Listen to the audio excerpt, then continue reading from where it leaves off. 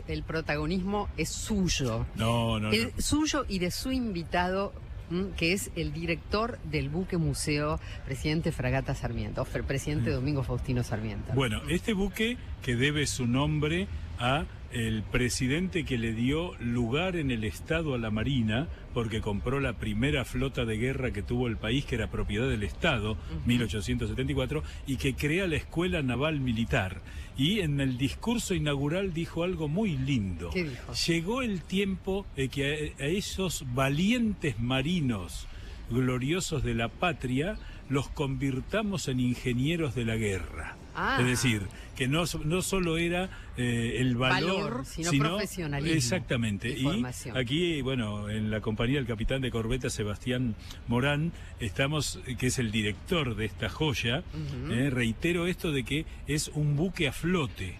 Es mucho más fácil meterlo en un dique seco, como por ejemplo está la Victory del almirante Nelson o las naves de la guerra civil norteamericana. Este está a flote junto con la corbeta Uruguay, que está unos metros más adelante. Son los dos buques a flote más antiguos de América. Impresionante. Esto como detalle simplemente histórico, así que bienvenido, Sebastián. Qué gusto. Gracias. El capitán Morán, ¿cómo le va? Buenas tardes. Gracias por recibirnos acá, por la hospitalidad, por permitirnos mostrarle a la gente, porque nosotros somos radio, pero ahora también somos imagen, así que le estamos mostrando a la gente que está en YouTube este buque fantástico, que yo me imagino que debe haber sido para su época realmente algo muy de avanzada, porque hoy, casi 130 años después de su botadura, sigue siendo espectacular, ¿no?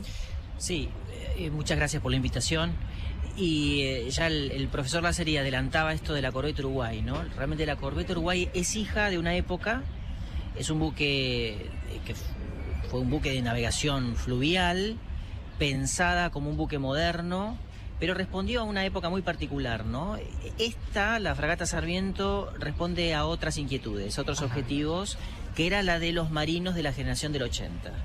Ya pensando navegar a mar abierto, pensando también en darle a la escuela naval un buque para instruir a sus marinos, a sus cadetes. De hecho, este buque navegó sus 40 años de historia como buque de instrucción, como buque escuela.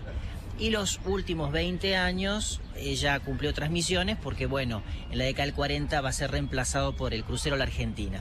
Pero en todo su periodo, en toda su vida, realmente el buque gozó de un enorme prestigio, porque de hecho deja de navegar en el año 61 y en el 62 ya es declarado Monumento Histórico Nacional, ¿no? Claro. Este buque era en esa época lo que hoy es la Fragata Libertad, o sea, un buque escuela. La misma misión, el mismo objetivo, que es dual, ¿no? Ese objetivo es, por un lado, buque escuela y por otro lado, un buque embajador, ¿no? Porque puerto que toca, puerto que arriba, es recibido como representante del país realmente, ¿no?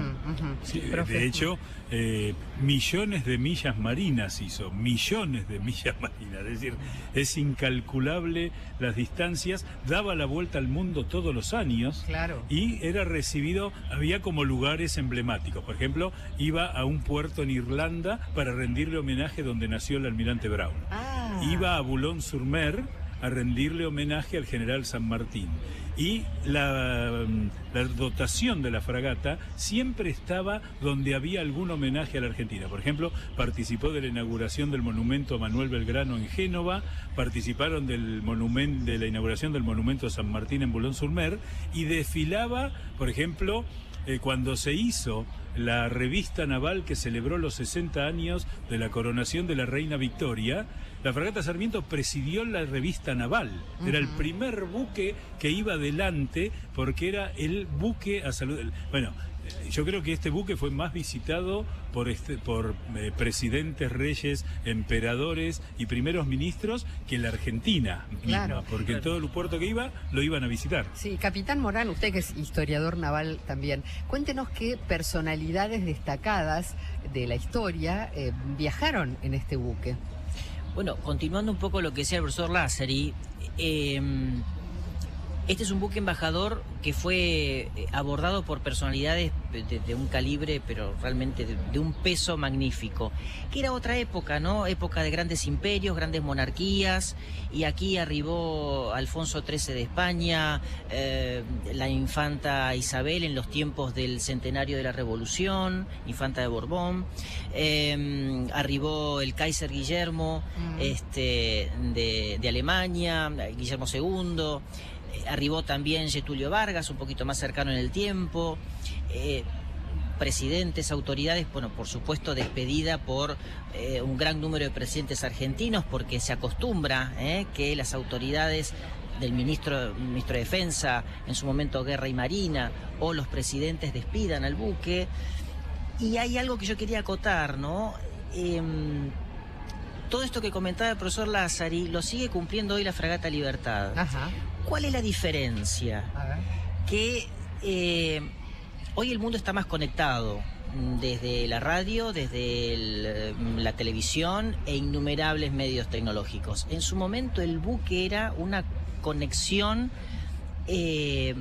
disfrutada por muy pocos realmente. Claro, Pensemos que aquí embarcaban marinos que prácticamente eran analfabetos, marineros. Sí.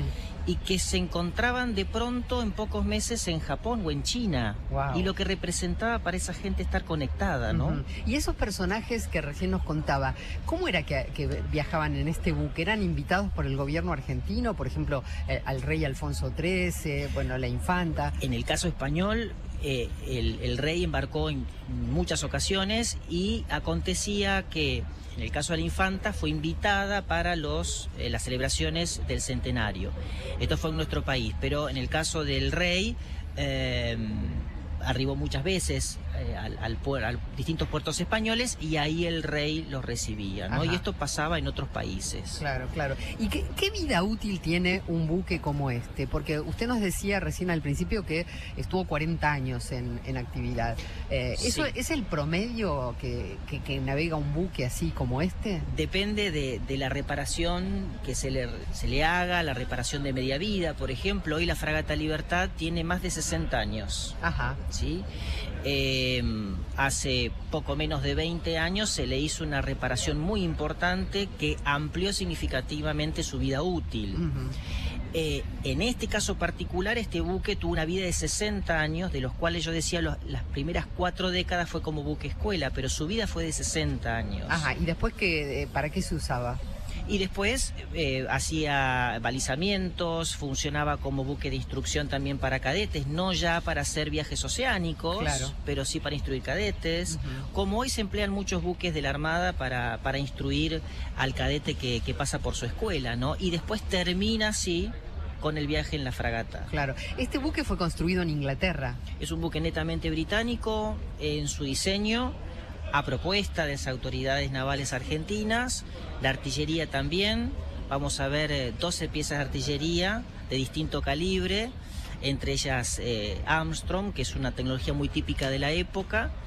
Y sí, eso era el astillero del momento. Tanto los italianos como los británicos eran los nortes de ese momento. Claro. ¿Alguna vez dispararon los cañones? A ver, se hacían prácticas.